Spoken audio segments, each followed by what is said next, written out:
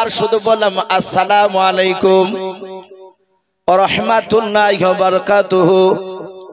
সালমান ফারসি রাদিয়াল্লাহু তাআলা আনহু বলেন, আমি উরাইকার কাছে গিয়ে সালাম দিলাম, উনি সালামের বাবনে উত্তর দিলেন ওয়া আলাইকুমুস সালাম ওয়া রাহমাতুল্লাহি ওয়া বারাকাতুহু। হযরতে সালমান বলে, দেখলাম উরাইকা শুধু আমার সালামের উত্তরটা দিয়ে দিলেন। সাহাবারা জানতেন সালাম দেওয়া হচ্ছে সুন্নাত আর উত্তর দেওয়া হচ্ছে বাবজে ওয়াজিব। সালাম শোনার পর যদি আপনি উত্তর না দেন আপনার বড় ধরনের গুনাহ হয়ে যাবে, কারণ আপনি ওয়াজিবকে ছেড়ে দিলেন। আল্লাহর নবীজির সাহাবা উরাইকা বাবজি সালামের উত্তরখানা দেওয়ার পর আর কোনো কথা বলেন না, চুপচাপ তিনি বসে আছেন। সালমান ফারসি রাদিয়াল্লাহু তাআলা আনহু বাবা উরাইকার হাত দুখানা ধরে বলেন, ভাই উরাইকা তোমার কি হলো? রাস্তায় যেতে যেতে কেন হঠাৎ করে কেন তুমি বসে মরলা বললাও? হযরত উরাইকা বাবজি কোনো কথা বলেন নাই।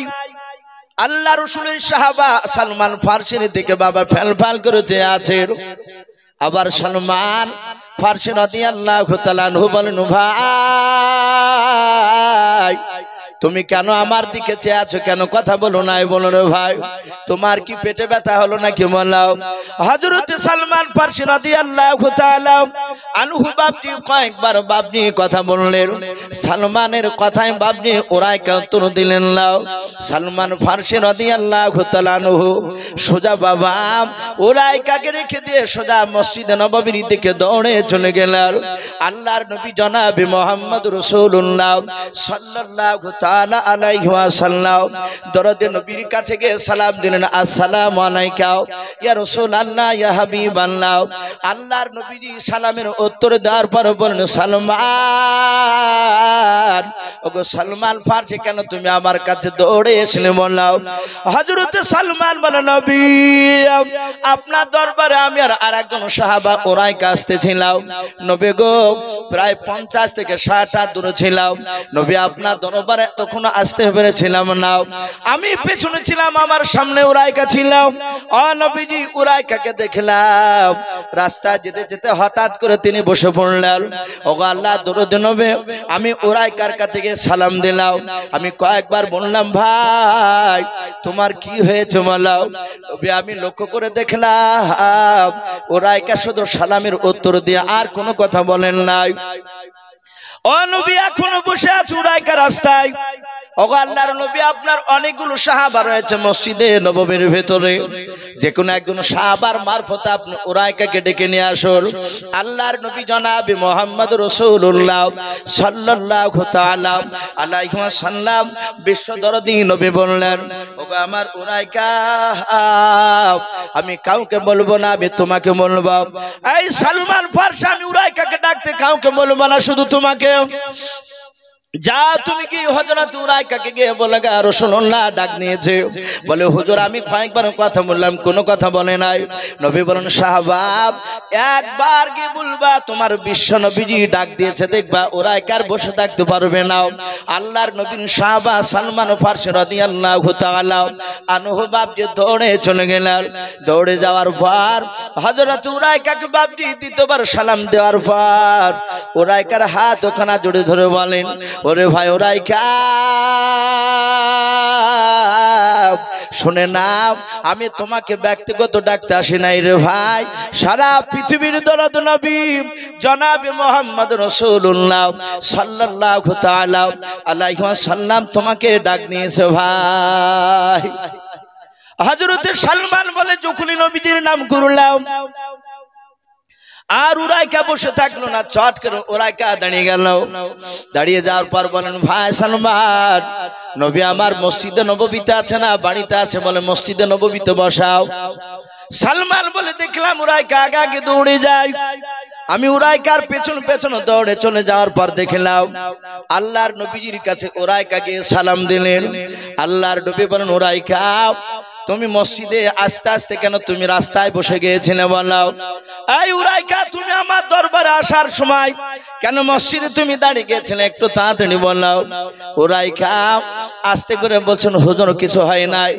আল্লাহ দরদি নবী বলেন, কেন বসেছিলে বলো? উরাইকা আস্তে করে বলে, নবী আপনার দরবারে যদি একটু জোরে আওয়াজ হয়ে যায় আপনি বেয়াদবি হলে মাফ করবেন। ওগো আল্লাহর নবী শুনে নেন, আমার কিছু হয় নাই, আপনি আমাকে বসতে বলেছিলেন তা আমি রাস্তার ধারে বসে গিয়েছিলাম। জোরে বলুন সুবহানাল্লাহ। বলেন আরে তাকবীর। হযরতে সাহাবা নবীজি সালমান ফারসি নাই উরাইকাকে বলেন, এই উরাইকা, এই তোমার আমার দরবারে আসতে গিয়ে কি হয়েছিল? উরাইকা বলছেন, হুজুর আমার কিছু হয় না। বলে তাহলে তুমি রাস্তাতে কেন বসে গিয়েছিলে বলো? উরাইকা বলছেন, হুজুর আপনি আমাকে বসতে বলেছিলেন, আপনি তো বসতে বললেন, তাই আমি বসে গিয়েছিলাম।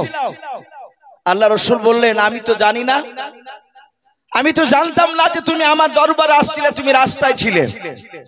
আমাদের আকীদা, আল্লাহ রাসূল সাল্লাল্লাহু তাআলা আলাইহি ওয়াসাল্লাম কি গায়েবের খবর দিতে পারতেন? কথা বল, পারতেন না। আসমান জমিনের ভিতরে একমাত্র গায়েবের খবর আমার আল্লাহ জানেন। বলুন আলহামদুলিল্লাহ। নবী জানতেন না? হ্যাঁ, নবী অতটাই জানতেন যতটা আল্লাহ তার সম্রাট জিবরিল আলাইহিস সালামের মারফতে রাসূলুল্লাহকে জানাতে, তার বাইরে না। নবী বলছেন, ভাই উরাইকা আমি জানতাম না যে তুমি রাস্তা দিয়ে আসছিলে, আমি তো তোমাকে বসতে বলি নাই।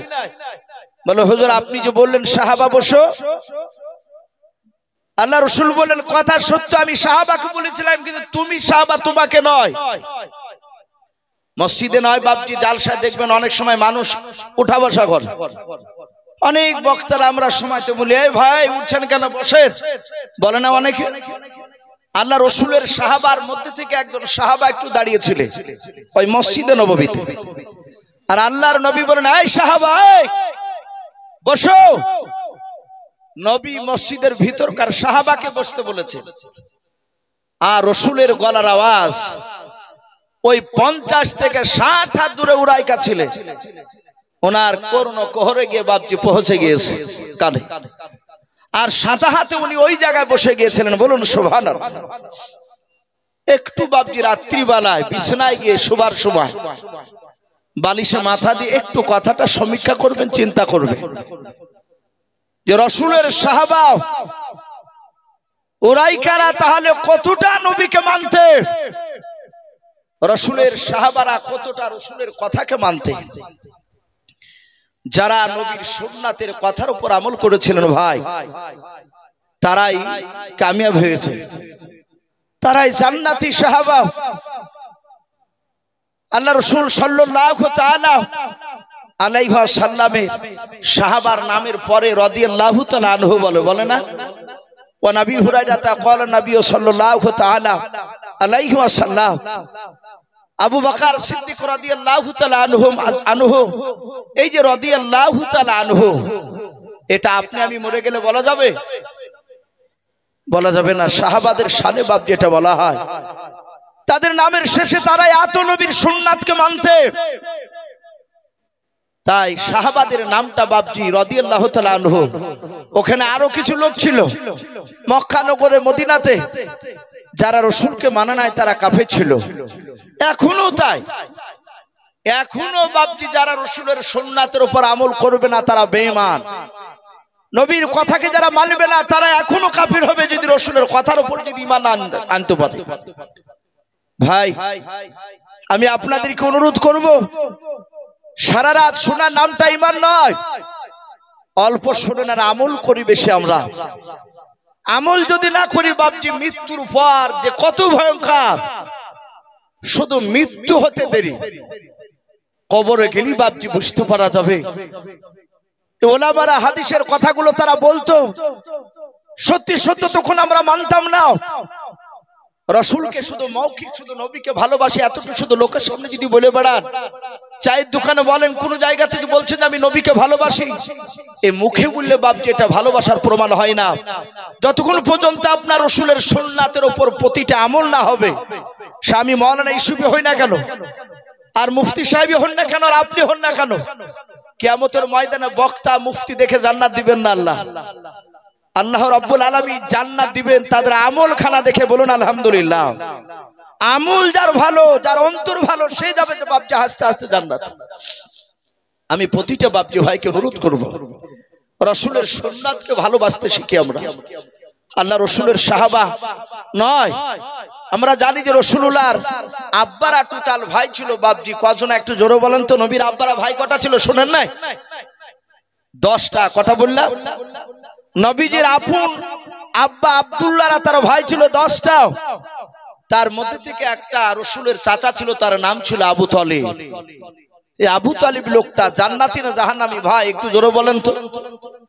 এই আবু তালিব জাহান্নামী, কিন্তু ওনার জীবনী পড়ে দেখা যায়, সিরাতে হালবিয়া বলে একটি কিতাব আমাদের উলামায়ে দেওবন্দে লেখা, অনেক বাপজি নবীজির সিরাতের বই লেখা আছে।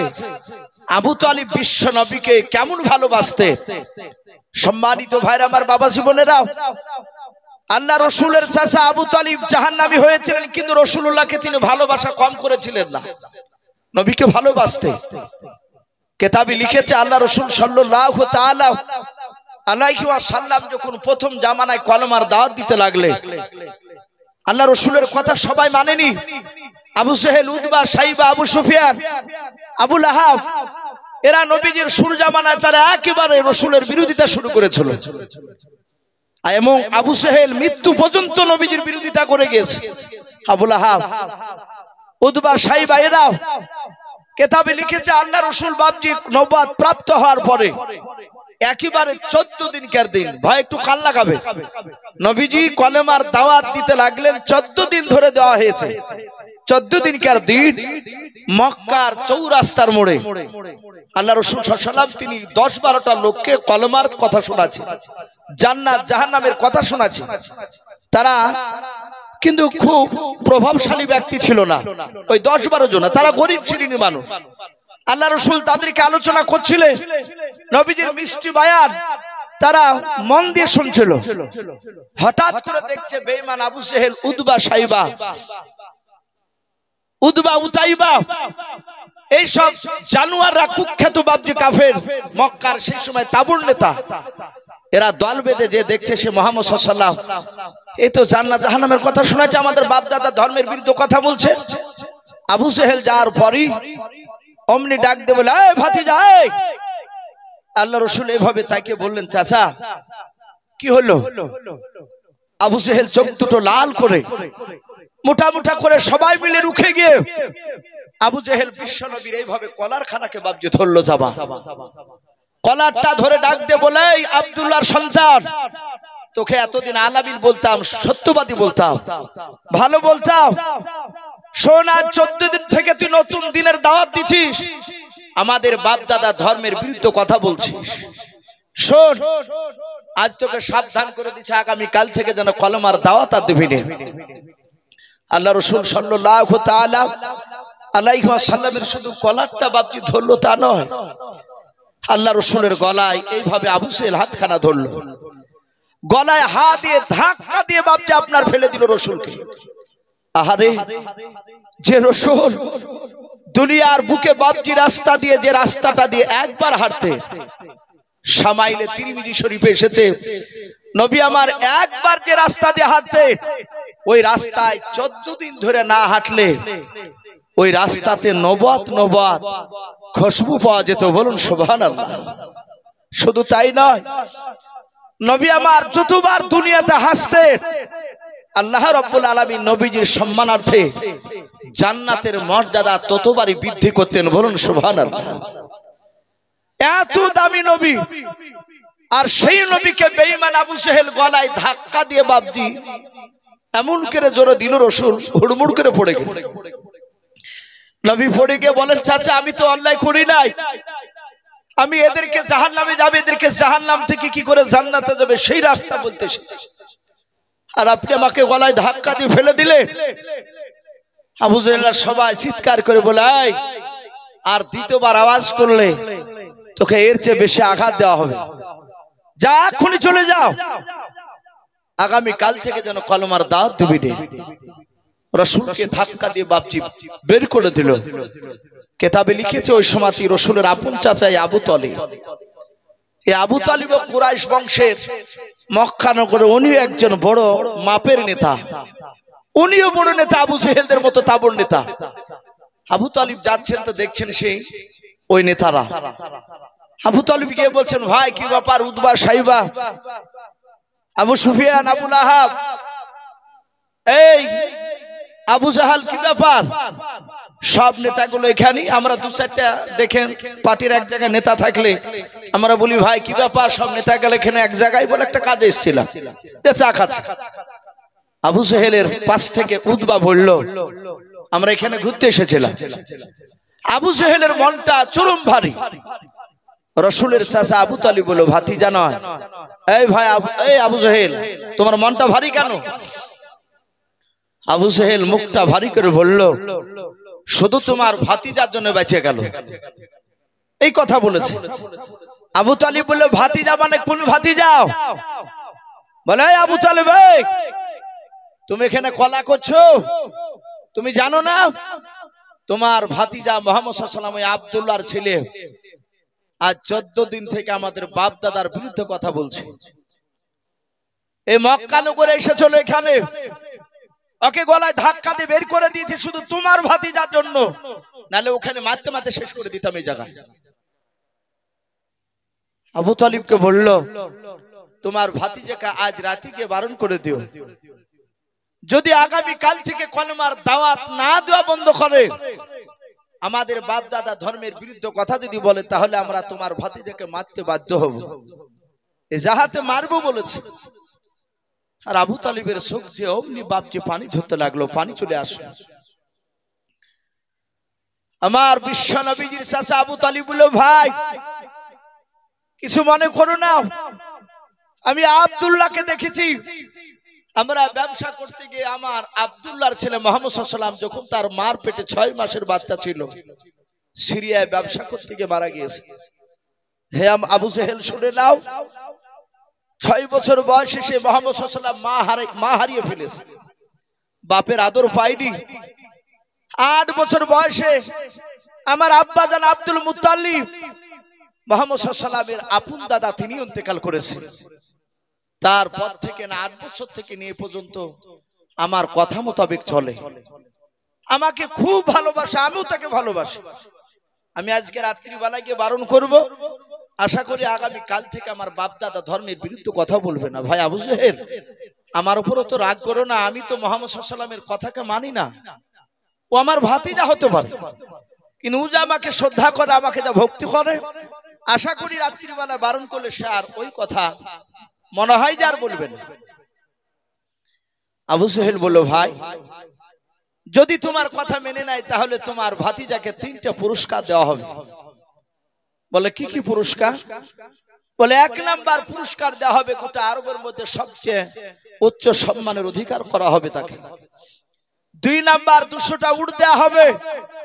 এই আবু তালিব, তোমার ভাতিজা মক্কার সবচেয়ে বড় খাজুর বাগানটা, যেটা চাইবে যে বাগানটা, ফ্রিতে তাকে দেওয়ার ব্যবস্থা করে দেব।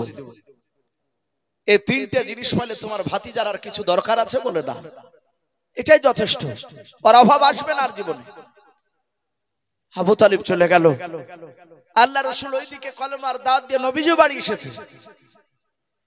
আবু তালিব 8 বছর থেকে নবীকে নিয়ে, 8 বছর বয়স থেকে নিয়ে রাসূলের 25 বছর বয়সে আমরা জানি খাদিজার সাথে বিয়ে হয়েছিল। কথা সত্য না মিথ্যা বলে? খাদিজার তখন বয়স ছিল বাপজি মাত্র 40 বছর, আর আমার বিশ্ব নবীর বয়স কত বললাম? 25 বছর। এই 25 বছর, 8 বছর থেকে নিয়ে 25 বছর পর্যন্ত খাদিজার বিয়ে হওয়ার দিন পর্যন্ত আবু তালিব বলেন, আমরা 2 বাব্বাটাতে একসঙ্গে খাবার খেতে বসতাম, একটা বাসনে, আল্লাহ রাসূলকে নিয়ে একই বাসনে খাবার খেতাম। তাবলীগ ভাইরা আসে না আপনাদের তাবলীগ জামা, এক একটা খানচায় দেখেন বড় বড় বাসনে 3-4 জনা করে বসে। কিছু মানুষের মুখে দাঁতে বাপজি ছিদল ভরা থাকে, তাও আমির সাহেবরা লজ্জা করে না, অনেকে কাছে ডাকে। এখন আবার কিছু কিছু তাবলীগ ভাই যাচ্ছে, রাগ করবেন না, তাবলীগকে আমিও শ্রদ্ধা করি, ভালোবাসি। এই তাবলি জামাতের কিছু লোক আবার গিয়ে আলাদা করে ব্যাগে করে থালি নিয়ে যাচ্ছে, ওদিকে একসাথে বাসন খাচ্ছে ৩-৪ জন, আর ওদিকে দুজনে আলাদা করে খাচ্ছে এক একটা বাসন। বলো ভাই কি ব্যাপার? বলো ভাই আমার রুচে না, এক জায়গায় বসে রুচছে না। হে তাবলি কাজে লাগবে, কথা বলেন ওদের। অথচ নবী বলেছেন এক মুসলমানের আঠো আর এক মুসলমানের জন্য শেফা শুরু। বলুন আলহামদুলিল্লাহ। ওষুধ শুরু। আমাদের হুজুরদেরকে দেখেছি, আমরাও খেয়েছি, হুজুর আমাদেরকে নিয়ে খা। আপনি পরীক্ষা করবেন মুফতি সাহেবদের সাথে যে একটু বসে দেখবেন আপনার দিককে আর আঠোকে চাইনি নিয়ে চাইটে খাবে। জানে যে এক মুসলমানের আঠো আরেক মুসলমান খালে সুখ থেকে বাপজি ভালো হয়, ওষুধে কাজে লেগেছে, শেফা বলা হয়েছে। আল্লাহ রসুলের বাপজি চাচা আবু তালিব বাড়ি থেকে তার বিবিকে বললো, বিবি একটা বাসনের দুজনার খাবার সাজাও। আবু তালিবের বিবি বলল, বহুদিন তো একসঙ্গে দুজনায় খাও নাই, আজকে হঠাৎ করে ব্যাপারটা কি? বলে ব্যাপার আছে, আমার ভাতিজাকে ডাকবো, ভাতিজাকে ডেকে খাওয়াবো। আল্লাহর নবী জনাবে মুহাম্মদ রাসূলুল্লাহ সাল্লাল্লাহু তাআলা আলাইহি ওয়াসাল্লাম নবী যে আবু তালিবের পাশের ঘরে আছেন, আবু তালিবের স্ত্রী বাপজি বাসনে খাবার যখন সাজিয়ে নিয়ে গিয়ে যখন দিয়ে দিলেন, আল্লাহর নবীর চাচা আবু তালিব ডাক দিয়ে বলেন, গো ভাতিজা কাছে এসো। আল্লাহর নবীজি কাছে গিয়ে বলেন, চাচা যে ডাকলেন? বলে হ্যাঁ। আল্লাহ রাসূলের বাপজি চাচা আবু তালিব আল্লাহর নবীকে বাপজি খাবারের বাসনের কাছে বসতে বলে, নবী বসে বললেন। দুজনাই চাচা ভাতিজা পাশাপাশি সামনাসামনি বসে আছেন, মাঝখানে থাল, খাবারের বাপজি বাসনখানা রাখা আছে। আল্লাহর নবীর চাচা আবু তালিব মনে মনে চিন্তা করেছেন, মহল্লা নবীজের চেহারার দিকে আবু তালিব তাকানোর পর চোখ দিয়ে বাপজি পানি টলমল করেছে। মনে মনে চিন্তা করেছেন, আরে আমার ভাতিজাকে বেঈমান আবু জেহেলরা মারতে চেয়েছে। আমার বিশ্বনবী বলেন, চাচা আবু তালিব মনে মনে ভাবছেন, আল্লাহ আমার ভাতিজাকে যদি আগে যদি বলি দে খাবার খাওয়ার আগে ওই মক্কার আবু জেহেলের লোকেরা আবু জেহেল তোমাকে মারতে চেয়েছে। আবু তালিব চিন্তা করলো, আমি খাবার খাওয়ার আগে যদি ভাতিজাকে যদি বলে দিই, আমার ভাতিজা হয়তো দুঃখ করে আর হয়তো খাবার খাবে না, আর আমার ভাতিজা যদি খাবার না খায় সারা রাত আমিও ঘুমাতে পারবো না। বলুন সুবহানাল্লাহ। কি ভালোবাসা! আমরা অনেক মানুষ বাপজি এখান থেকে শিক্ষা নিতে জানি না। আমাদের এখানে অনেক সন্তান রয়েছে, অনেক মানুষ হয়তো আজ থাকতে পারেন বাপ্পাটা জালসা শুনতে এসেছে, হয়তো মোটরসাইকেলে বেটাতে চালিয়ে নিয়ে এসেছে। আমাদের অনেক সন্তানরা ছেলেরা ভুল করে না, অনেক সময় ছেলের বাপ বকে, জনম দুঃখিনী সন্তানের মাকে ওই লোকটা তার স্ত্রীকে বলে যে ছেলেকে খাইতে দিবি না, বকে চলে যায়। মা থাকতে পারে না, সন্তান না খেয়ে থাকবে, এ মার সহ্য হয় না। পাশের বাড়ির বাপ যে আপনার যে কোনো গাছের গুড়িতে হয়তো বসে আছে ভয়ে, বাপের ভয়ে, মা চুরি করে বাপ যে আঁচলে লুকিয়ে খাবার নিয়ে যে বেটাকে খাইয়ে দিয়ে আসে, বেটা না খেয়ে থাকবে। আর সেই সন্তানরা হতো বাগারা বাপ মাকে বাপ যে আমরা চিনতে পারি না, বড় হওয়ার পর বাপ বুড়ি হয়ে গেলে বাপ আমাদের কাছে বিরাট বোঝা হয়ে যায়, বিরাট বোঝা হয়ে যায়। আমি লালগুলাতে বাপজি একটা জায়গায় জালসা করতে করতে যাহাতে পিতা মাতার হক সম্বন্ধে বলতে বলেছি, যাহাতে আলোচনা করেছি, আর এরকম অনেক লোক বসেছিল। একটা ছেলে মানুষ, সে তার প্যান্ট পরা প্যান্ট শার্ট পরে ধড়াম করে উঠে বলছে, হুজুর একটা কথা বলবো। তা বললাম, ভাই বলে। একদম বাস্তব বলছি। অমনি উঠে বলছে, আপনার বাপকে আপনি ভাতেন তো? একবারে সামনাসামনি একসের। তা বললাম, ভাই আপনার কি মনে হয়? আমার মনে হয় যে আপনি মনে হয় আপনার বাপ মাকে ভাতেন না। অনেক মানুষ একবারে ডাইরেক্ট বলছে, আপনার বাপকে ভাতেন তো, আর পিতা মাতার ওয়াজ করছে। আমি বললাম, ভাই আমার বাড়ি তো সে দৌলতাবাদ ঘাসপুর, এসেছি লালগোলায়। আপনি তো আমার বাড়ির খবর জানেন না, আপনি আমাকে এতটুকু দেখছেন, মাথায় একটা রুমাল পাগড়ি বাঁধা আছে, এইভাবেই বলছি। আর এই গোল জামা গায়ে দিয়ে আছি, হয়তো ধারণা করতে পারেন বুজুর্গ, কিন্তু আপনি আমাকে বুজুর্গ এটা ভাবছেন না, ভাবারও দরকার নাই। ওই দেখেন সামনে গাড়ি আছে, দেখেন আমার ভাই বসে আছে গাড়িতে, ওটা আমার আপন নিজে ছোট ভাই, একই মায়ের পেট থেকে বাড়ালছে, এইভাবে বলছে। ওই ভাইটাকে যে বলেন গা যে ইউসুফ তোমার বড় ভাই তো, হ্যাঁ, ওর বাপ মাকে দেখে কিনা সেটা বলেন। যদি বলে ওই ভাই কিংবা আপনি কাজই চলেন গ্রামে, প্রমাণ যদি করেন যে ইউসুফ সাহেব তার বাপ মাকে ভাদাই নাই, গাড়ি দিয়ে দিব, টাকা নাই, এখন এত বেশি নিয়ে আসে, দিয়ে দিব, আপনাকে কথা দিচ্ছি। স্টেজ থেকে সব বাপজি অনেক লোকই থামতে বললো, বলে হুজুর ওয়াজ কর। ওয়াজ করে ঘরে গেলাম, উনি সাথে হাতে গেলেন, যায় ভদ্রলোক আমাকে যে লোকের সামনে এরকম কথা বলেছে, আমি বুঝতে পেরেছি ও খুব রাগে কথাটা বলেছে। জোরে হাত ধরে বলছে, হুজুর মাফ করবে, আমাদের এখানে এলাকায় গোটা 20 মাওলানা আছে। হাফেজ বলেন, মাওলানা বলেন, আপনাকে প্রমাণ দেখে দিব, একটা আলেমও ভাদাই না, বাপ মাকে ভাদাই না। তা আমার ধারণা যে হয়তো আপনিও মনে হয় দেন না।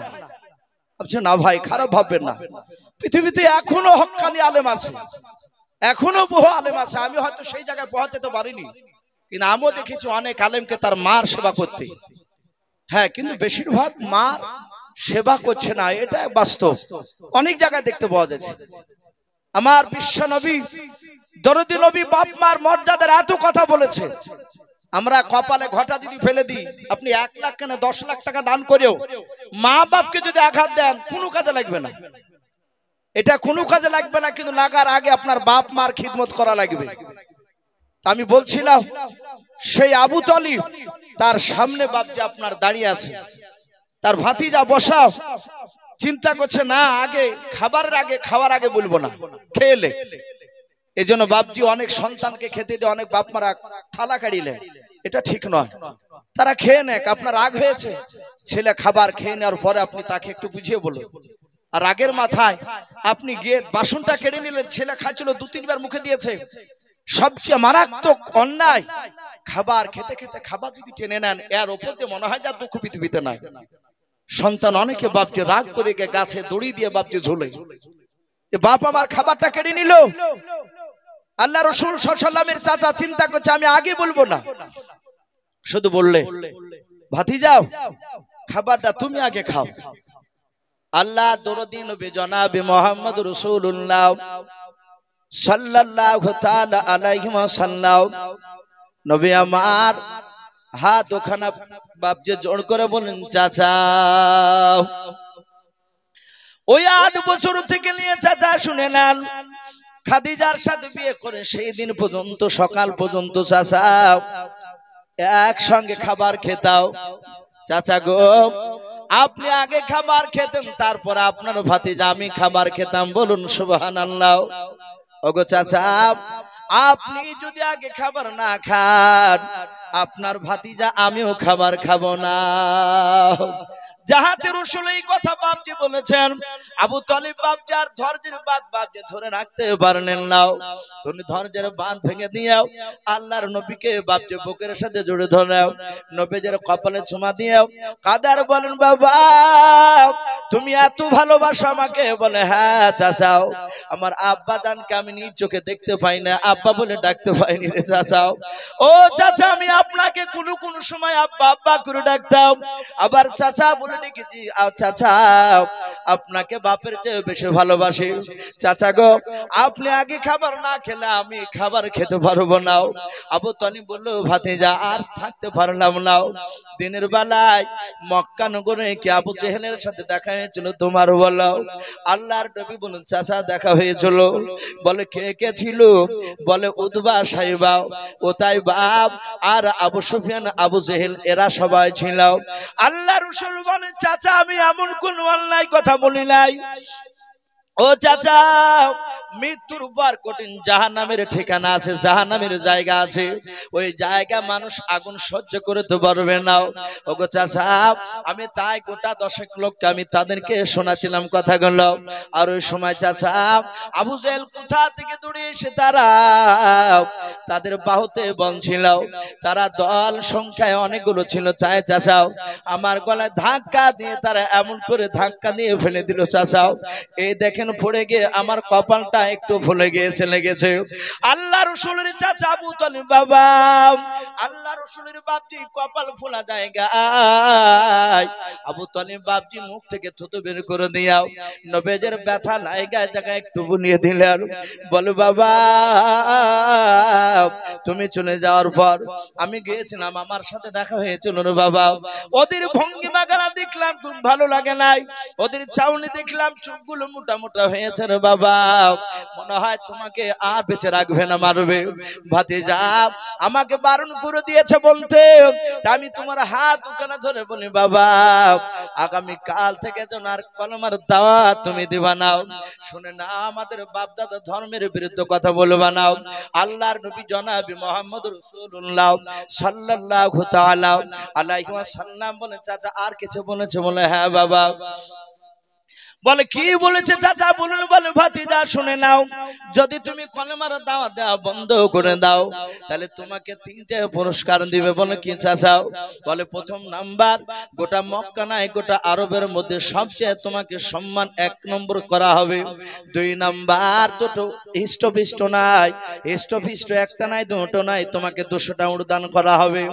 মক্কা নগরী যে খেজুর গাছটা বাগানটা চাইবা, সেই বড় বাগানটা তোমাকে ফ্রিতে দেওয়া হবে। ওরে আমার ভাতিজা, এগুলো হলে তোমার আর কিছু করা লাগবে না জীবনে, এতে সংসারে চলে যাবে। ও ভাতিজা খবরদার তুমি জানো কলমার দাওয়াত দিতে যেও না, কাফেররা আবু জেহেলরা তোমাকে মারবে। আল্লাহর নবী বলেন চাচা আর কিছু দিতে চেয়েছে, 3টা বাদ দিয়ে বলে নাও। এই 3টা দিতে চেয়েছিল বাবা। আল্লাহর নবী বলেন চাচা এই 3টা কেন, সারা পৃথিবীর ধন সম্পদ যদি আমাকে দিয়ে দেয়।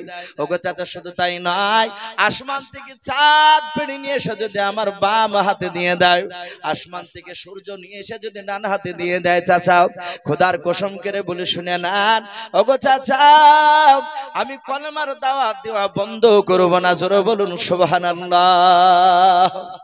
বলে এই চাচা, চাঁদ সূর্য দিল, আমি কলেমার দাওয়াত বন্ধ করব না, হক কথা বলবই। জাহাতে রাসূলুল্লাহ জোরে তাকিদ দিয়ে কথা বলেছে। আর ওইদিকে বাপজি হযরতে এই আবু তালিব রাসূলের আপন চাচা, তার চোখ দুটো কুখের মতো লাল হয়ে গেল। কাঁদছিল, নবীকে মারবে শুনে অমনি চোখ দুটো লাল করে বলছে, এই ভাতিজা তাহলে তুমি কলেমার দাওয়াত দেওয়া বন্ধ করবে না? বলে চাচা না, আমি কলেমার দাওয়াত দেবই, আমাকে রাহমাতুল আলামিন নবী করে পাঠিয়েছে। সাদা হাতে আবু তালিব ডাক দিয়ে বলল, ভাতিজা শুনে নাও, আমি লাতুজ্জার কসম কেন বলি। ওই সময় কাফেররা সবচেয়ে বড় দেবতা লাতুজ্জাকে ডাকতো। ডাক দিয়ে আবু তালিব বলছেন, এই ভাতিজা আমিও লাতুজ্জার কসম কেন বলি, শুনে নাও, আমার কণ্ঠে জান থাকাকালীন পর্যন্ত তোমার শরীরে মক্কার কোন লোক ফুলের একটা ছিটকে ফেলতে পারবে না। জোরে বলুন সুবহানাল্লাহ। ভাবতে পারে রাসূলের চাচা বিশ্ব নবীকে বাপজি কতটা ভালোবাসতে। এত ভালোবাসার পরও কিতাবে লিখেছে নবীজির চাচা আবু তালিব ইন্তেকাল করলেন। নবীজির চাচা বেঁচে থাকতে, আবু তালিব বেঁচে থাকতে আবু জেহেলরা মারলি, নবীজির চাচা শুনতে পেলে দৌড়ে যেতেন আর কাফেররা ছেড়ে দিয়ে পালিয়ে যেত। রাসূলের গার্ড হিসাবে বাপজি ছিল। নবীজির চাচা যখন বাপজি আপনার ইন্তেকাল করে, আল্লাহর দরদি নবীর আপন চাচা ইন্তেকাল যখন করে, কিতাবে লিখেছে তার মওতের সময় আমার বিশ্ব নবী বলেছিলেন, চাচা একটিবার শুধু কলমা পড়ে। আবু তালিব বলেছিল, ভাতিজা আমি পড়বো না। আর এখানেও কিতাবে লিখেছে বাপজি আবু জেহেলের লোকেরা রাত দিন 24 ঘন্টা 2 লোক মৃত্যুর কিছুদিন আগ থেকে আবু তালিবের তার বিছানাতে 2টা লোক বসে রাখত, যেন মুহাম্মদ সাল্লাল্লাহু আলাইহি ওয়াসাল্লামের কথা শুনে যেন কলমা না পড়ে। ওই যখনই রাসূল কলমার কথা বলতে, আর আবু জাহেলের ওই লোক দুটো বলতে, খবরদার আবু তালিব ভাই, তুমি নেতা, এই সময় যেন খবরদার পড়ো না, তাহলে আমাদের বংশের মর্যাদা নষ্ট হয়ে যাবে। আবু তালিব বলতে, ও সব চিন্তা করিস না, আমি পাগলা হই না, ভাতিজার কথা মেনে নিল। মউতের একেবারে যায় যে অবস্থা, রাসূল বলেন, চাচা একবার শুধু কলমা পড়ো, আপনি এত ভালোবাসেন আমাকে, আপনি একবার কলমা পড়লে আমি কিয়ামতের ময়দানে আল্লাহর কাছে একটু এই কথাটা বলি, আমি আপনাকে জান্নাতে দেওয়ার ব্যবস্থা করে দেব আল্লাহর কাছ থেকে। বলুন আলহামদুলিল্লাহ। আমি আল্লাহকে জান্নাতের জন্য বলবো আপনার জন্য। পড়ে মারা গেল। রাসূল এত কাঁদা কালেন, জিবরিল আলাইহিস সালাম এসে বললেন, ইন্নাকা লা তাহদি মান আহবাবতা, ইন্নাকা লা তাহদি মান আহবাবতা। হে রাসূল, আপনি হেদায়েতের মালিক নন, আপনি পথ প্রদর্শক, আপনি দেখান এটা জান্নাতের রাস্তা, এটা জাহান্নামের রাস্তা। কাকে জান্নাতে নিয়ে যাবে, কাকে জাহান্নামে নিয়ে যাবে, এটা আল্লাহই ভালো জানে, আপনি মালিক নয়। হ্যাঁ, কিন্তু আপনার চাচা যে আপনাকে ভালোবাসতো, এই ভালোবাসার কারণে আল্লাহ একটা খুশখবরি শুনিয়েছে আপনাকে। বলে কি? বলে জাহান্নামের সবচেয়ে ছোট্ট আযাবটা আপনার চাচাকে দেওয়া হবে। আল্লাহ রাসূল বুকটা একটু উঁচু করে বুক ভরা আশা নিয়ে বললেন, জিবরিল ভাই, জাহান্নামের সবচেয়ে ছোট আযাব কোনটা একটু বলো ভাই। হে জিবরিল বলল, আমার চাচার ছোট্ট আযাবটা তো আল্লাহ দিব বলেছে, ছোট আযাব কোনটা? বলে আল্লাহ বলেছে জাহান্নামের সবচেয়ে ছোট আযাব আগুনের 2টা জুতো আপনার চাচার পায়ে পরিয়ে দেওয়া হবে। হে রাসূল, আযাবটা ছোট, কিন্তু ছোট আযাবের এত তীব্র আযাব, এত তাপ, যখনই পায়ে দেওয়া হবে সাথে সাথে তার মগজগুলো টকবক টকবক করে ফুটবে। ভাই, ওগো বাপ, ও পর্দার আড়ালের মা বোনেরাও, জাহান্নামের যদি ছোট আযাবটা যদি এত ভয়ঙ্কর হয়, তাহলে আর সব বড় বড় আযাবগুলো কত ভয়ঙ্কর হবে।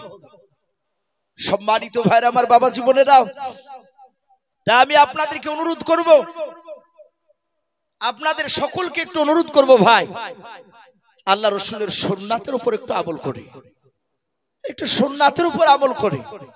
আবু তালিব রাসূলকে মহব্বত করেছিল, কিন্তু নবীজির সুন্নাতকে মানে নাই, নবীর সুন্নাতকে মানে নাই। আজ আমরা যদি বাপজি রাসূলের সুন্নাতের উপর আমল যদি না করি, আজ জান্নাত যাওয়া যাবে না ভাই।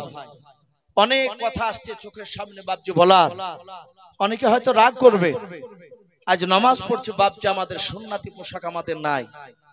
অনেক মানুষ দেখতে পাওয়া যায় সামনে নামাজ পড়ছে, পেছনে বাপজি যারা নামাজ পড়ে অনেকে নামাজই হয় না, প্যান্ট শার্ট পরে, অনেকে গেঞ্জি পরে, পাঞ্জাবি পড়তে চাই না। যদি আবার নামাজের জন্য যদি বলা হয় ভাই পাঞ্জাবি পরে আসেন, তা বাবা ইমামের বিরুদ্ধে লেগে যায়। সেই যায় যখন যায়, কিছু লোক দেখেন গেঞ্জি পরে গেলে, প্যান্ট পরে গেলে তার ভিতর থেকে যেগুলো ঢাকা ফরজ সেগুলো বাপজি দেখতে পাওয়া যায়। এ আমরা সুন্নাত মোতাবেক আমল করি নাই। তাই প্রতিটা বাপজি ভাইকে বলবো, রাসূল যেভাবে খুশি হতে, সাহাবারা যেভাবে চলেছিলেন, সেই দিকে একটু লক্ষ্য রাখি, না হলে জাহান্নামের আগুন খুব কঠিন। আমরা জানি আল্লাহ রাসূল সাল্লাল্লাহু তাআলা আলাইহি ওয়াসাল্লামের সাহাবারা তারা কাঁদতেন। আমরা জানি হযরত মা খাদিজাতুল কুবরা রাদিয়াল্লাহু তাআলা আনহা, তিনি জান্নাতি না জাহান্নামী? ভাই একটু জোরে কথা বলুন তো। খাদিজা জান্নাতি, অথচ বাপজি এত বড় দামি আল্লাহ রাসূল দুনিয়ার বুকে আল্লাহর তরফ থেকে বাপজি 10 জনকে জান্নাতের খুশখবরি শুনিয়েছিলেন। তার মধ্যে খাদিজাতুল কুবরা কিতাবে লিখেছে আল্লাহ রাসূল সাল্লাল্লাহু তাআলা আলাইহি ওয়াসাল্লাম মসজিদে নববীতে বাপজি নয়, বাড়ি থেকে, খাদিজার বাড়ি থেকে আরেকটা মসজিদে গিয়ে নামাজ পড়ছে। আল্লাহ রাসূল সাল্লাল্লাহু তাআলা আলাইহি ওয়াসাল্লাম মেরাজে গিয়ে বাপজি জান্নাত জাহান্নাম যে দেখে এসেছিলেন। অনেক ঘটনা আছে, মেরাজের ওদিকে আমি যাব না। ওখান থেকে বাপজি এসে সাহাবাদের সামনে আলোচনা করে নিজের অর্ধাঙ্গিনী বিবি খাদিজার কাছে গিয়ে বললেন, খাদিজার কাছে যাহাতে বাপজি জাহান্নামের কথা বলেন, হে খাদিজা সাবধান হয়ে যাও। ওগো খাদিজা, তুমি ভেবো না যে আমার স্বামী পয়গম্বর রাসূল বলে আমার কবরে আযাব হয়তো হবে না। এই ভাই, অনেক মানুষ দেখেন চায়ের দোকানে বলে তার বংশ যদি একটা হাফেজ হয়ে যায়, যদি মৌলবি হয়ে যায়, তো বলবো ভাই ও নামাজ না পড়লে হবে, বংশ একটা মৌলবি করে ফেলাচ্ছে। এরকম অনেকে বলে না, অনেকেই বলে। এবারে এই কথার দিকে একটু কান লাগাবে। আল্লাহ রাসূল বলছেন, হে খাদিজা তুমি ভেবো না যে আমার স্বামী পয়গম্বর রাসূল বলে আমার হয়তো কবরে আযাব হবে না। খাদিজা সাবধান হয়ে যেও। আমি রাসূল যেভাবে চলতে বলবো সেইভাবে চলবা। আল্লাহ কোরআন পাকে যেভাবে চলতে বলেছে সেইভাবে চলা লাগবে তোমার। খাদিজার সামনে জাহান্নামের বয়ান সব শোনালে চলে গেলে। আল্লাহর দরদি রাসূল মসজিদে গিয়ে বাপজি সেজদায় পড়ে আছে। আর ওই সময় খাদিজাতুল কুবরা আগিনাতে বাড়ি উঠে এনে বসে, হঠাৎ করে তিনি কাঁদতে কাঁদতে তিনি অমনি হুড়মুড় করে বাপজি মাটিতে কাত হয়ে পড়ে গেলেন। আল্লাহ রাসূলের কলিজার টুকরা বিটি মা ফাতেমাতুজ জোহরা রাদিয়াল্লাহু তাআলা আনহা রাসূলের ফাতেমাকে এত ভালোবাসতেন নবী। এই আল্লাহ রাসূলের কলিজার টুকরা বিটি ফাতেমা, যার ব্যাপারে নবী বলেছেন জান্নাতের নারীদের হচ্ছে আমার বিটি ফাতেমাতুজ জোহরা, তিনি সরদারনি, বলুন আলহামদুলিল্লাহ। এই ফাতেমাতুজ জোহরা রাদিয়াল্লাহু তাআলা আনহা তিনি দেখলেন মা কাঁদতে কাঁদতে বেহুশে মাটিতে পড়ে গেল। আল্লাহ নবীজির কলিজার টুকরা বিটি ফাতেমা দৌড়ে গিয়ে বাপজি মা মা করে কাছে গেলেন। যার পর মা মা করে হাত ওখানে ধরে ডাকছেন, দেখছেন মার মুখে বাপজি সাড়া নাই, আওয়াজ নাই, খাদিজা নাই। ফাতেমা তাকে দেখে খাদিজার মুখ দিয়ে বাপজি ফেফড়া উঠে গিয়েছে। আল্লাহ রাসূলের কলিজার টুকরা বিটি ডান দিকে বাম দিকে তাকে দেখলেন কেউ নাই মা ছাড়াও। যায় আমার আব্বাকে ডেকে নিয়ে আসে। ফাতেমা জানতেন আব্বা বাড়িতে থাকলে বাজারে আড্ডা মারতেন না। আল্লাহর নবীজি বাপজি মসজিদে গিয়ে বেশি সময় কাটাতেন, তা বাদ বাকি বাপজি কলমার দাওয়াত দিতে যেতেন। আজ আমরা বাপজি মসজিদে সময় কম দিই, বাজার ঘাটে বাপজি আড্ডা বেশি লাগাই। আল্লাহর নবীজির বাপজি সাহাবা নয়, নবীজির কলিজার টুকরা বিটি ফাতেমাতুজ জোহরা রাদিয়াল্লাহু তাআলা আনহা চলে গেলেন মসজিদে। বাবা যার পর দেখছেন মসজিদে বাপজি তার আব্বা সেজদা আছে। আল্লাহর নবীর বিটি ফাতেমা মসজিদে গিয়ে সালাম দিলেন, আসসালামু আলাইকুম ইয়া আহলাল মসজিদ। মসজিদে যখন সালাম দিলেন, আল্লাহ রাসূলের বাপজি কলিজার টুকরা বিটি সালাম দেওয়ার পর মসজিদে বাপজি যার পর হাত দিয়ে নয় বাবা পেছন দিক দিয়ে বলেন, আব্বা তাড়াতাড়ি নামাজটা শেষ করুন।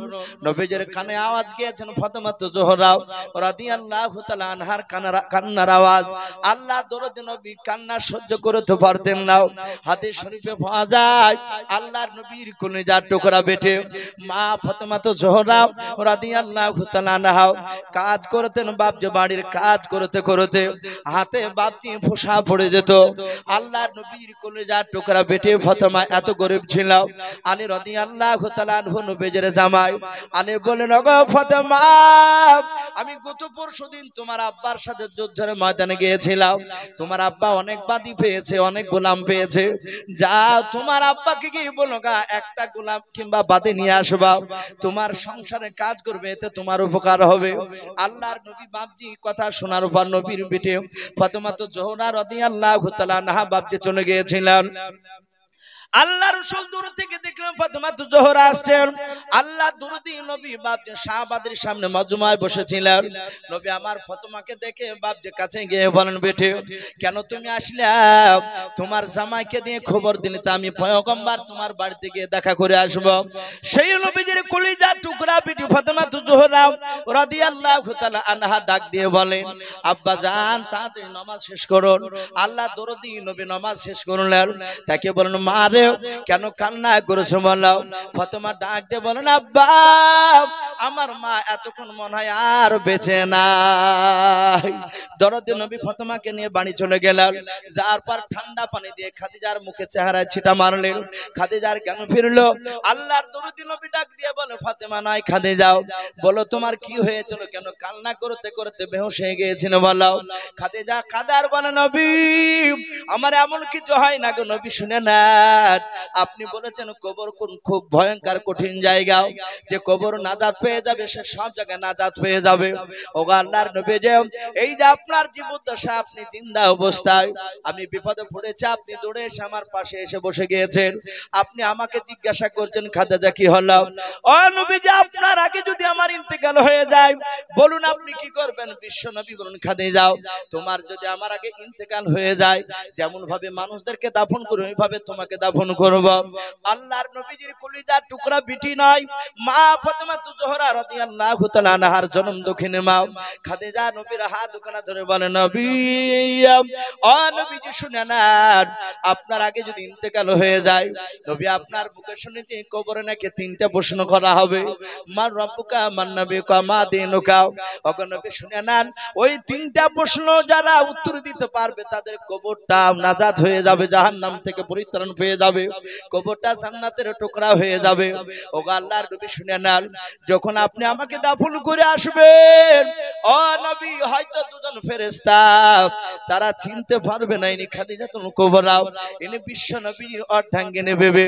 ওগো আল্লাহর নবী যে আমি তিনটা প্রশ্ন উত্তর যদি না দিতে পারি নবী তাহলে আমি জাহান্নামের আগুন সহ্য করতে পারবো না। আল্লাহ রাসূল বলেন ওরে খাদিজা তুমি কেন নাও, আমি পয়গম্বর রাসূল তোমার কাছে কথা দিলাম আমি শুনে না তোমার সুন্নাত দেখেছি এমন ভাবে আমার সুন্নাতকে মানো যেমন ভাবে আল্লাহর বিধানকে তুমি মানো। ওরে আমার খাদিজা আমার ধারণা কোন ফেরেশতা তোমার সাথে বেয়াদবি করবে না। খাদিজা আর কেঁদো না, ও খাদিজা আর কান্না সহ্য করতে পারি না। খাদিজা বলছেন হুজুর আমি কান্না বন্ধ করব আমার তিনটা যদি শর্ত বেঁধে না। বলে কি বলো? বলে নবী আমার ইন্তেকাল করে গেলে আপনি যে আমার জন্য কাফন পরাবেন। বলে হ্যাঁ, যদি কাফন পরান সেই কাফন পরানোর আগে হে রাসূল আপনি কথা দেন আপনার শরীরে পাঞ্জাবির এক টুকরা ছিট কিংবা যে চাদরটা আপনি ব্যবহার করেন ওই চাদরের এক টুকরা ছিট আপনি আমার কাফনের ভিতর ভরে দিবেন কিনা? রাসূল কাঁদতে কাঁদতে বলেন খাদিজা আমি রাজি আছি। ও খাদিজা দুই নাম্বার বললো। খাদিজা বলে হুজুর আপনার আগে যদি আমার ইন্তেকাল হয়ে যায় নিশ্চয় কবর কাটবেন আপনি আমাকে দাফন করার জন্য। বলে হ্যাঁ। হে রাসূল আপনি বলুন আমাকে কবরে রাখার পূর্বে আমি আমাকে যে কবরটা রাখবেন সে কবর আপনি নেবে আপনার পবিত্র হাত মোবারক খানা বরকতময় হাত খানা দুই কবর ওই কবরের চারিদিকে আপনি হাত বুলাবেন কিনা বলো। আল্লাহ রাসূল বলেন খাদিজা আমি এটাও রাজি আছি। ভাই আমার বলার উদ্দেশ্য যে খাদিজাতুল কুবরা যার ব্যাপারে জান্নাতের খুশখবরি আল্লাহ নিজে দিয়েছেন খাদিজা জান্নাতি। আবার আল্লাহ রাব্বুল আলামিন জিবরিলের মারফতে খাদিজাকে সালামও পাঠিয়েছিলেন।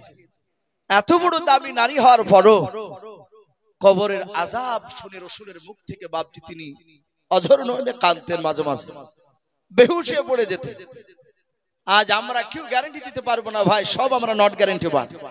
আমরা সবাই জাহান্নামী যদি আমাদের যা কাজ আমাদের যা ব্যবহার আমরা যে বাপজি যেভাবে চলছে আমাদের মনে হয় না যে আমরা জান্নাত পাবো।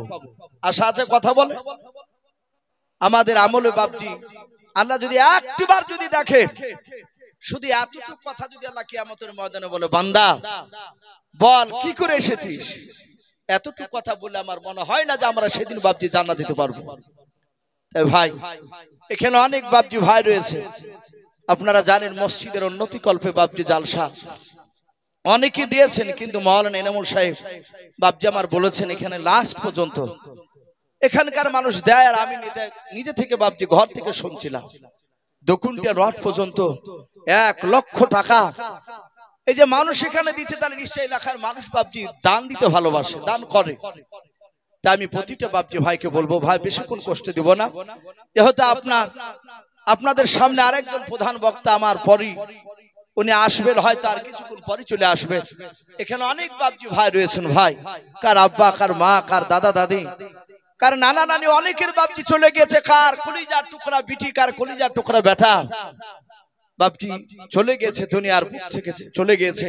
তা আমি অনুরোধ করব ভাই তারা কবরে কোন অবস্থায় আছে আমি জানি না, আমি প্রতিটা বাপজি ভাইকে ভাই আমি অনুরোধ করব আমি বেশি নয় 1 লাখ 50,000 আমি এটা চাইবো না ভাই। এখানে যারা আছেন বেশি নাই, মাত্র বাপজি 5,000 করে টাকা। বেশি নাই, এনামুল বাপজি আমাকে বলেছেন যে বাপ একটু শেষের বেলা একটু চাইবা, মানুষ দিবে। 5,000 করে টাকা ভাই, যদি কোনো আল্লাহর বান্দা শেষের বেলায় থাকে, বেশি নাই, মাত্র 10 জন ব্যক্তি একটু ভাই ঝটঝট করে আসে। সুবহানাল্লাহ। প্রাক্তন এই মাদ্রাসা সেক্রেটারি সাহেব ভাই, আমি ভাবলাম যে মনে হয় আমার শ্বশুর সব আদায় করে নিয়ে চলে গেছে মোটাগুলো, তা আমি সেই হিসাব করে 5,000 চেয়েছি। প্রাক্তন সেক্রেটারি সাহেব উনি বলছেন আমি 1 নয় 5 নয়, আমি 10,000 টাকার দাতা। বলুন মারহাবা। ভাই দেন বা না দেন, একবার আল্লাহু আকবারটা বলবে। আল্লাহ বলছেন কোন বান্দা যখন আল্লাহু আকবার বলে তখন আমি এত খুশি হয়ে যাই, তার পূর্বেকার গুনাহগুলো আমি maaf করে দিই। বলুন সুবহানাল্লাহ। বলেন নারে তাকবীর। প্রাক্তন সেক্রেটারি সাহেব মাদ্রাসার নাম কি? গোকুল চকবাড়ি। ওনার নাম কি?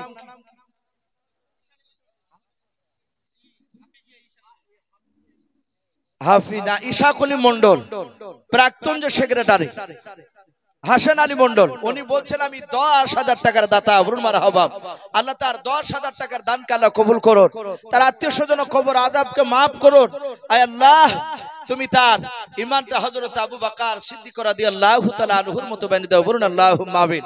ভাই যখন 10,000 দিলেন, আমি 5,000 করে 10টা চেয়েছি, আর 10,000 করে ভাই একটু 5টা মানুষ আসি ভাই। ইসলামের খুঁটি আমরা জানি 5টা, একটা হয়েছে ভাই, একটু ঝটঝট করে বলি ভাই, দেরি করবেন না গো মা বোন। মা বোনেরা আমি দেখেছি, আমি পেছনে বসছিলাম, আমার শ্বশুর মশাইয়ের হাতে দেখলাম 5 করে 10,000 টাকা নয় 12,000 টাকা দিয়েছেন তারা মা বিটিতে। এখানে অনেক মা বিটি রয়েছে, আমি আপনাদের অনুরোধ করবো আপনারা একটু মসজিদ বানানোর জন্য কিছু দেন। সুবহানাল্লাহ। বলেন নারে তাকবীর। এই শফিকুল ইসলাম নামে দেখো বান্দা কোথায় যে ছিল, আল্লাহর নাম শুনে দেখো 10,000 টাকা দিলাম, যার সাথে যে নিয়াতে করিয়াছে দান, দানকে কবুল করো তুমি সুবহান। অগবারি দোয়া করি অগপাক বাণী, মিজানেতে নেকির পাল্লা করে দিও ভাই। আল্লাহুম্মা আমিন। নারে তাকবীর। ভাই দুজন হয়েছে ভাই, একটু আসি। মাশাআল্লাহ। ভাই দেখেন আব্দুর রশিদ সাহেব, উনি বলছেন আমি 1 টলি ইটের দাতা। বলুন মারহাবা। বলেন আরে তাকবীর। আল্লাহ তার 1 টলি ইটকে আল্লাহ তুমি কবুল করে নিও। আল্লাহ তুমি তার রুজি রোজগারে বরকত দাও, তার আত্মীয় স্বজন কবর আযাবকে maaf করে দাও। বলুন আল্লাহুম্মা আমিন। ভাই একটু তাড়াতাড়ি আসো ভাই।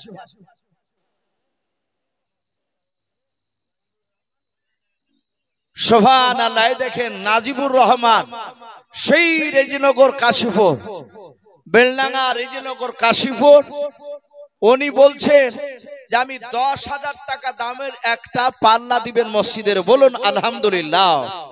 বলেন আরে তাকবীর। নাজিবুর রহমান রেজিনগর সেই কাশীপুর থেকে বলছেন আমি মসজিদের দরজা 10,000 টাকা দামে দেব। আল্লাহ তার 10,000 টাকা দামের এই দরজাকে আল্লাহ কবুল করে নেন। বলুন আল্লাহুম্মা আমিন। আয় আল্লাহ তুমি বলেছো যারা মসজিদে দান করবে তাদের জন্য আমি জান্নাতে 1 টাকার ঘর বানাবো। ওগো মালিক আমি তোমার কাছে দোয়া করি মহল্লাও যারা দান করছে, যারা করতে পারে নাই, তুমি সকলের জন্য জান্নাতে তুমি 1 টাকার আমাদের ঘর বানিয়ে রাখো। বলুন আল্লাহুম্মা আমিন। বলেন আরে তাকবীর। সুবহানাল্লাহ। দেখেন মাওলানা সিরাজুল সাহেব, হাফেজ সিরাজুল ভাই আমার, উনি কাটা বাগানে থাকেন। আমি গত 3-4 বছর থেকে ওনাদের মাদ্রাসায় যাই। আল্লাহ বেচারা আগামী তো আছে জালসা, উনি এসে কথা বলছিলেন আমার সঙ্গে। উনি বলছেন যে আমিও 5,000 টাকার দাতা। বলুন মারহাবা। আল্লাহ তার 5,000 টাকা দানকে মাওলানার কবুল করে নিয়ে মহল্লা তুমি তার আত্মীয় স্বজন কবর আযাবকে তুমি maaf করে দাও। বলুন আল্লাহুম্মা আমিন। ভাই একটু তাড়াতাড়ি আসো ভাই। আজ আপনাদের কাছে জান নয়, সাহাবায়ে দাও রসুলের দরবারে তারা বসা ছিলেন। আল্লাহ রসুলের বাপজি যুদ্ধের ময়দানে কিছু বাপজি মাল আপনার চাইলে যুদ্ধের ঢাল, যুদ্ধের লোহার পোশাক এই সাহাবাদের বেশি নাই, তাই ঘোড়া এসব কেনার জন্য বলিল গো সাহাবায়ে কেরাম তোমরা যে যা পারবে আজকে মাল নিয়ে এসে দান করে দাও। সাহাবায়ে কেরাম আমরা সকলে বসেছিলেন। হঠাৎ করে বাপজি একটা রসুলের বাপজি সাহাবিয়া, একটা নারী, তার কলিজার আপনার 1.5 বছরের বাচ্চা হাতে করে এইভাবে তুলে বলছেন রাসূলুল্লাহ আমার সামর্থ্য এমন কিছু নেই, ধন সম্পদ আমার নাই, আমার এই সন্তানটা আপনার যুদ্ধের জন্য আমি দান করে দিলাম। বলুন আলহামদুলিল্লাহ। আল্লাহ রাসূল বললেন, ওগো সাহাবিয়া বলো এই বাচ্চা কি হবে? বলে নবী এই বাচ্চা বিকৃত এখন হবে না। রাসূল শুনে নেন, কাফিররা যখন আপনাকে তলোয়ার চালাবে, কোন সাহাবাকে দিয়ে দিবেন যার কাছে ঢাল থাকবে না, তখন এই বাচ্চাটা এইভাবে যেন তলোয়ার সামনে দিয়ে ঢাল স্বরূপ যেন ধরে রাখে। ভাই আজকে জান নয়, তারা জানের প্রতিযোগিতা করতেন, আজকে জান নয় বাপজি কিছু মাল ধন সম্পদ থেকে বাপজি কিছু মাল টাকা একটু আসে ভাই ঝটঝট করে দি। সুবহানাল্লাহ। মুমিনুল শেখ এখানে বাড়ি নাকি? এই মৌলানা সাহেবের বড় ভাই মমিনুল ইসলাম, উনিও বলছেন আমি 1 কুইন্টাল রড, বলুন মারহাবা, বলেন আরে তাকবীর। আল্লাহ তাআলা 1 কুইন্টাল রড কে আল্লাহ কবুল করুন, বলুন আল্লাহুম্মা আমিন। আয় আল্লাহ, রড দিয়ে যেমন ছাদকে টনটনি করে ধরে রাখে, ওগো মাওলা তুমিও সেই মমিনুল ইসলামের ঈমানটা তুমি রডের মতো মজবুত করে দাও, বলুন আল্লাহুম্মা আমিন। ভাই একটু আসি ভাই, আল্লাহ বলেছেন আমা খলাকনাকুম আজওয়াজা। সুবহানাল্লাহ। মাঠপাড়া রফিকুল শাহ বলেন আরে তাকবীর। মাঠপাড়া রফিকুল শাহ উনিও বলছেন 1 টল ইট, বলুন মারহাবা। মাঠপাড়া রফিকুল শাহ নামে দেখো বান্দা কোথায় যে ছিলাও, আল্লাহ নাম শুনে দেখো 1 টল ইট দিয়া গেল। ওগো বাড়ি দোয়া করি, ওগো পাক রব্বানা জান্নাতে খেলায় তুমি আঙ্গুর বেদানা, আল্লাহুম্মা আমিন। আরে তাকবীর। ভাই একটু তাড়াতাড়ি আসি। মাশাআল্লাহ দেখেন এই মৌলানা সাহেবের আবার মেজো ভাই উনিও বলছেন 1 টলি বালি, বলুন মারহাবা। আয় আল্লাহ, বালির দানাতে যত দানা রয়েছে বালি, এক একটা দানার বিনিময়ে ও মাওলা তুমি 5 লক্ষের উপর বেশি করে তুমি নেকি লিখে দাও, বলুন আল্লাহুম্মা আমিন। আল্লাহ তুমি তার আত্মীয়স্বজন কবর আযাবকে maaf করে দাও, বলুন আল্লাহুম্মা আমিন। মাশাআল্লাহ দেখেন মৌলানা সাহেব নাম মৌলানা হাজিকুল ইসলাম সাহেব, এ দেখেন ওরা ভাই ভাই বাপজি পাল্লা পালি শুরু করে দিয়েছে। মৌলানা হাজিকুল ইসলাম সাহেব উনিও বলছেন 1 টলি বালি, 1 টলি বালি, বলুন মারহাবা, বলেন আরে তাকবীর। আল্লাহ সেই মৌলানা ভাইয়ের 1 টলি বালিকে আল্লাহ কবুল করে নি, মহল্লা তুমি তার ইলমিয়াতকে কবুল করে নাও, বলুন আল্লাহুম্মা আমিন। আল্লাহ তুমি তার দ্বারা দ্বীনের খিদমত তুমি করে নাও, তার আত্মীয়স্বজন কবর আযাব maaf করে দাও, তাদের রুজি রোজগারে বরকত দাও, বলুন আল্লাহুম্মা আমিন। ভাই আসি। এই দেখেন মৌলানা সাহেবের হাজিকুল মৌলানা সাহেবের ছোট ভাই উনি বলছেন 5 বস্তা সিমেন্ট প্রায় 2000 টাকার উপরে দাও, আল্লাহ তার 5 বস্তা সিমেন্টের দানকে আল্লাহ কবুল করুন, বলুন আল্লাহুম্মা আমিন। সুবহানাল্লাহ। গোয়াশে বাড়ি সুফেরা বিবি মা আমার পর্দার আড়াল থেকে এসে বলছেন 5 বস্তা সিমেন্টের বস্তা দান করেছে, আল্লাহ তুমি তার দানকে কবুল করে নিও, আল্লাহ তুমি সেই সুফেরা মায়ের দানটাকে মহল্লা তুমি কবুল করে নিয়ে তার ঈমানটা হযরত মা ফাতেমা জোহরা রাদিয়াল্লাহু তাআলা আনহার মতো বানিয়ে দাও, বলুন আল্লাহুম্মা আমিন। ভাই আসি। কালু ভাই আবার উনিও বলছেন 5 বস্তা সিমেন্টের দাতা, বলুন মারহাবা, আল্লাহ তার দানকে কবুল করুন। ভাই আমরা কেউ খালি হাতে যাব না ইনশাআল্লাহ। ঈমানদার আপনার কলা গাছের মতো, কলা গাছকে যত কাটবে তত কলা গাছ তেউর ছাড়ে বের হয়। ঈমানদার একবার দিয়ে বাপজি বন্ধ হয় না। ভাই একটু আসি, আমার পরিবক্তা আসবে, ভাই দেরি না করে একটু তাড়াতাড়ি আসে। আমি এই জালসার কমিটি ভাইদেরকে বলবো ভাই প্রধান বক্তাকে একটু রেডি হতে বলবে, হয়তো মানুষ বিরক্ত হতে পারে। শামসুল মন্ডল হজে যাবেন সামনে, হ্যাঁ আল্লাহ তাআলার হজকে কবুল করুন, বলুন আল্লাহুম্মা আমিন। উনি 10 বস্তা সিমেন্টের দাতা, বলুন মারহাবা, বলেন আরে তাকবীর। ভাই দেরি না করে একটু তাড়াতাড়ি আসো ভাই। সুন্দরা নারে তাকবীর। এ সুন্দরা বিবি নামে দেখো মা আমার কোথায় যে ছিলাম, পর্দা না হতে দেখো তো বস্তা মসজিদ বানাবো বলে সিমেন্ট নিয়ে গেল, যে আশাতে যে নিয়াতে করিয়াছে দান, দানকে কবুল করো তুমি সুবহান। ওগো বাড়ি দোয়া করি, ওগো পাক বাড়ি মিজানেতে নেকি পানা করে দিও ভারী, আমি পাপী গুনাহগার দোয়া নাহি জানি, তার জন্য দোয়া করবে ফাতেমা জননী, আল্লাহুম্মা আমিন। নারে তাকবীর। নেরে সাগাওয়া নামে দেখো বান্দি কোথায় যে ছিলাম, আল্লাহ নাম শুনে দেখো স্বামীর নামে 40 কেজি ধান দিয়ে গেলাম, যে আশাতে যে নিয়াতে করিয়াছে দান, দানকে কবুল করো তুমি সুবহান। আর দোয়া করি বলো তাহারও স্বামীর জন্নতে সুখে শান্তি দেখো তুমি কবর বুকে, আল্লাহুম্মা আমিন। নারে তাকবীর।